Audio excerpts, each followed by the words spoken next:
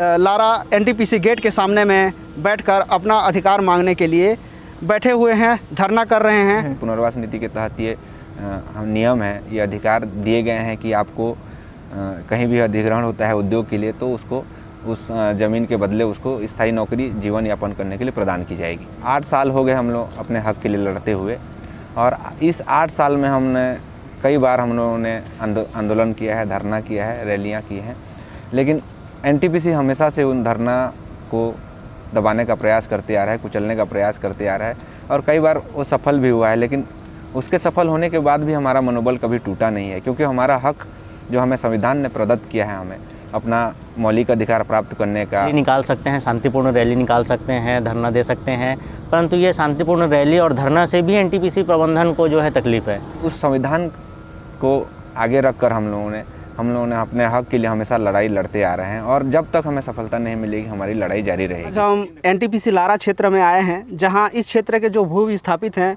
वे लगातार संघर्ष करते हुए आ रहे थे, और इस विषय पर हमने कई बार वीडियो भी बनाए हैं। आज उनको लगभग 55 लोगों को एनटीपीसी लारा परियोजना में नौकरी लग गई है। तो आइए हम उनसे बात करते हैं कि अभी उन पर किस प्रकार से खुशी है, किस प्रकार उनका संघर्ष रहा और किस प्रकार से सफलता मिली। देखिए, हमारी ज़मीन अधिग्रहण हुई थी 2012 में एनटीपीसी महारत्न कंपनी में। तब से हम लोगों ने संघर्ष करते आ रहे थे कि हम लोगों को ज़मीन के बेस पर हम लोगों को स्थायी रोजगार प्रदान किया जाए। कानूनी पचड़ों की वजह से यहाँ के भू विस्थापित को नौकरी नहीं मिल पा रही थी। हमने उस पर काम करना शुरू किया। लगभग 7 वर्षों के पश्चात धीरे धीरे करके सरकार के माध्यम से और जन समर्थन के माध्यम से हमारे बातें सरकार और प्रबंधन तक पहुंचने लगी। माध्यम हम लोगों का तो बहुत संघर्षपूर्ण रहा है। बहुत हम लोगों ने कई बार आंदोलन किया।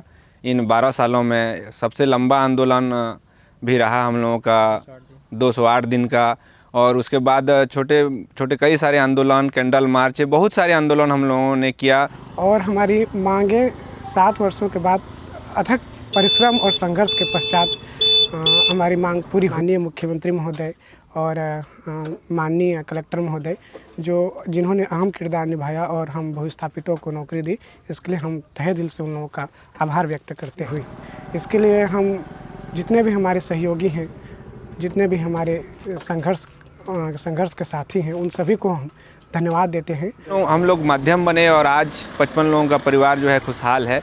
लेकिन एक तो तकलीफ भी ये है कि कुछ हमारे साथी छूटे हुए हैं, जिनको हम लोगों के साथी हम लोगों ने साथ में आंदोलन किया और उनको नहीं मिल पाया।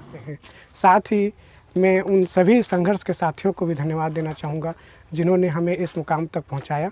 समय, संघर्ष और सफलता तीनों एक ही पहलू के सिक्के हैं। बस अथक परिश्रम से उन सभी पहलुओं को हम पार कर सकते हैं। मैं आपके माध्यम से यही मेरे सभी लोगों को एक मैसेज देना चाहूँगा, और हम बहुत खुश हैं। एनटीपीसी प्रबंधन ने हमें नौकरी दी और हम आज अच्छे जगह पर पहुँचे हैं।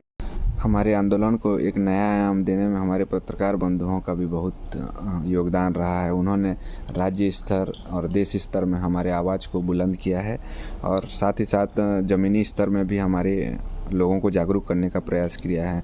इसमें कई सामाजिक संस्थाएं भी जिन्होंने हमको बहुत अच्छा सहयोग किया, जिसमें जनचेतना मंच और साथ ही साथ ज़मीनी स्तर के पत्रकार भाई हमारे जो राजेश गुप्ता हैं, जो वीडियो वॉलंटियर के माध्यम से उन्होंने बहुत ही अच्छा हमारे मुद्दों को जिला स्तर पर, राज्य स्तर पर रखने का प्रयास किया है। हम उनके हमेशा धन्यवाद करेंगे, हमेशा ज़िंदगी भर उनका आभारी रहेंगे।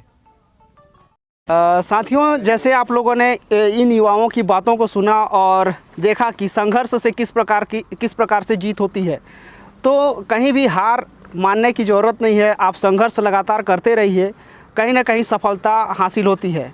अभी कुछ और भी भू विस्थापित हैं जो अपने रोज़गार के लिए, अपने नौकरी के लिए संघर्ष कर रहे हैं। आज नहीं तो कल उनको भी नौकरी मिलेगी, मैं ऐसा उम्मीद करता हूँ। मैं राजेश गुप्ता, जिला रायगढ़, छत्तीसगढ़ से इंडिया अनहट के लिए।